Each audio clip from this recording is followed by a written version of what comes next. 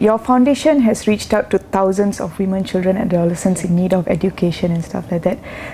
But in Asian countries particularly, many children learn by rote merely to pass exams. They are not taught critical thinking. So in your opinion, how does this need to be changed? Teachers, parents.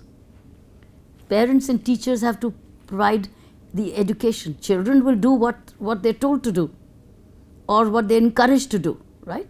It's the parents who have to invoke curiosity in them and be with them. They've got to find the time for them.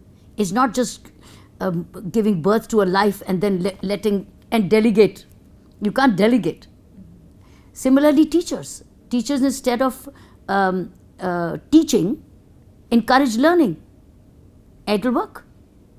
So it's too difficult. It's not fair to be expecting children to not do rote learning and do learning.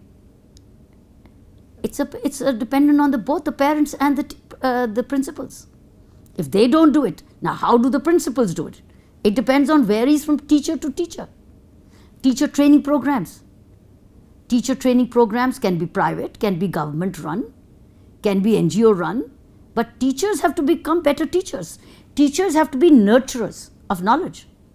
So if the teacher is a nurturer of knowledge, why won't the student be hungry to eat or learn? So it depends on the teacher. More than half the life is spent, half of the life of the day of the child is with the teacher. So it all depends. All of us are products of our teachers and parents.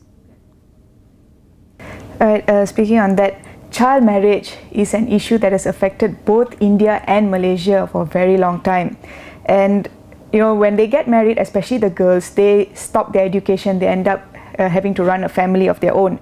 Now, who needs to take charge in eradicating child marriage and what needs to be done? Back to education, back to schooling, back to parents, back to princes, but in this case, back to politician.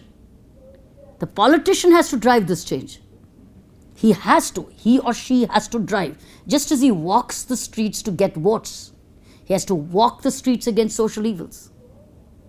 Why doesn't he walk the streets against social evils? Why should he be afraid of a vote banks at that time? Right? So he has to, and in this case, there should be no differences in the political agenda. All parties have to declare that they're against child marriage. All. That means whoever you vote for will be against child marriage. So they have to come on a common platform and not divide the society, which unfortunately is happening.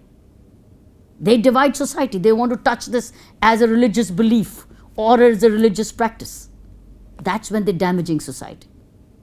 It's the selfishness of the politicians which is damaging society, and the divisiveness in the political world which is damaging society.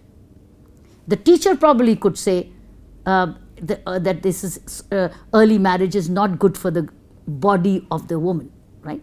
Parents may still believe that early marriage is important, that they let the child go. But the politician is the one who has to drive social reform.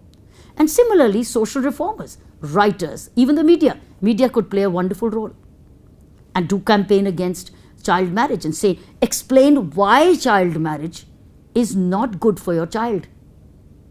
The media can play a very good role. Put aside a few seconds and do it as courtesy. Media earns a lot of money from advertisements. Let something be sponsored, something be pro bono. So media could do pro bono, whether it's print or whether it's visual. So media could send message, which mean parents' minds being altered, that they decide not to marry the child early.